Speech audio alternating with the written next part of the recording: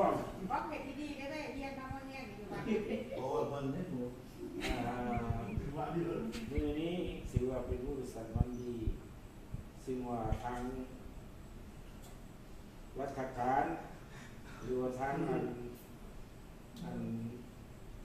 วัฒนธรรมของเราถือว่ามือนี้เป็นผู้สำคัญเป็นวันที่ว่าพวกลูกพวกเต้ามาสมบัติสมมาพ่อแม่เมื่อนึกถึงบุญคุณของพ่อของแม่พวกลูกได้มาทำสิ่งนี้เห็นว่าถูกต้องที่สุดที่เขาลูกว่าได้ลายที่เห็นมองว่าได้หลักของไอ้เสาได้พร้อมเพียงเฮียงนากับมาคารวะสมบัติสมมาพอละแม่นี้ผู้ใดอยู่ใส่ก็เป็นมาพร้อมเพียงเฮียงนากับมานี้แต่สนับสนุนว่าพ่อแม่แสดงว่าดีอกดีใจหลายเห็นเขาสิ่งนี้มาสิ่งนี้นั่นจังว่าพ่อแม่นี้ก็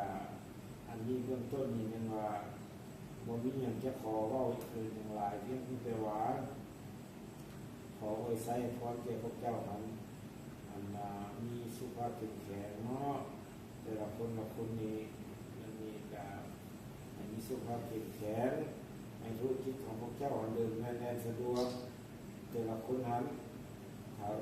ถ้าว่ามีหยังผ่านมาขาดตกบกพร่องหรือมีหยังผิดพลาดอย่างเกิดอันนั้นให้ที่ว่าเรียกต่างๆที่มันบ่เดินเรียกต่างๆที่มันบ่จบบ่งามความขี้เกียจอะไรต่างๆที่มันบ่จบบ่งามในปีผ่านมาขอให้สิ้นหายไปนับปีเก่าและปีใหม่มานี้ขอแง่จะว่าจะขอไว้ใส่พรให้พวกเจ้านี้พุทธังสรณังคัสสามิธัมมังสรณังคัสสามิสังฆังสรณังคัสสามิเขานี่นะมีแม่ซื้อขอใส่ขอน้อยสักคนสาธุแล้วในเป็นภาษาบ้านหนึ่งเป็นบ้านชาวบ้านประกอบมันเป็นบ้านชีวิตของคนอันดีสิ่งของเขา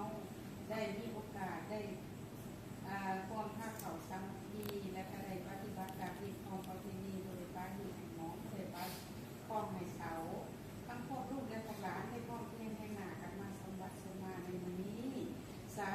ธุขอให้คุณพระพุทธคุณพระธรรมคุณพระสงฆ์คุณบิดามารดาคุณครูบาอาจารย์และสิ่งศักดิ์สิทธิ์ทั้งปวงจงได้เป็นพยานและโมทนาสาธุในการทำดีของลูกและหลานในวันนี้ตลอดเวลาผ่านมา1 ปีพวกเราอยู่รวมชีวิตนำกันก็อาจจะมีอันถือและก็มีก็อันที่บ่ใจกันก็อาจจะเป็นไปได้ทั้งพ่อทั้งแม่ก็คือกันทั้งที่มีความปรารถนาดีมีความหักลูกหลานอย่างสุดใจแต่ว่าบางครั้งบางคราวมันเกิดการพิพาทการเต่าการลงการใส่อารมณ์นั้นก็แล้วแต่สภาพสิ่งเป็นล้อก็อาจจะเป็นไปได้ซึ่งว่าอาจจะมีสิ่งที่ว่าการลงกระเทือนกันแดดก็ทั้งอย่างไรก็ตามแต่ความจริงใจของพ่อของแม่ไม่ยืนยันเป็นเตรียมมีความหักและห่วงใยของลูกของหลานอยู่เสมอขอให้สิ่งดีความดีความปรารถนาดีความจริงใจนั้นจงเป็นพรอันศักดิ์สิทธิ์ขอให้พวกลูกพวกหลานวัตถุกคนจงประสบผลสำเร็จที่ได้ความสุขมีความเจริญจะเห็นอันใดจะทำอันใดก็ขอให้หุ่นรุ่งโรจน์ขอให้เจริญหุ่นเรื่องวัตถุทุกคนส่วนว่าจะมีอันใดที่เราพวกหลานได้ขอคารวะว่าถ้ามีอันใดที่ขาดตัวทั้งกายทั้งวาจาทั้งใจการกระทำใดๆที่ผู้เฒ่าบนทางการก็ดีได้ที่มืดก็ดีในที่แจ้งก็ดีพ่อแม่อโหสิกรรมทุกอย่างขอให้สิ่งเหล่านั้นขออย่าได้เป็นราคีขออย่าได้เป็นอุปสรรคในการดำเนินชีวิตของพวกเจ้าขอให้ทุกคนมีสุขภาพที่แข็งแรงมีจิตใจที่เข้มแข็งถ้ามีอันใดก็เข้มแข็งผ่านผ่าอุปสรรคเพราะว่าเราเกิดเป็นคนในโลกนี้บางครั้งมันก็มีผลยากบางครั้งมันก็มีสิ่งที่ซับซ้อนเพราะฉะนั้นเข้มแข็งเอาไว้พอถ้าด้านเขาท้อถอยได้แต่ก็อย่าเขาท้อได้แต่อย่าถอยในมูลเสื้อของพวกเราจะต้องเป็นคนเข้มแข็งจะต้องการพาได้ทุกสิ่งทุกอย่างขอให้ลูกหลานทุกคน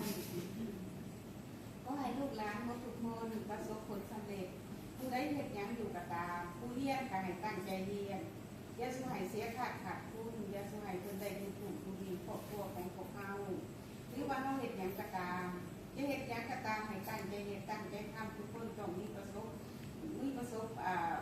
ได้ทับผม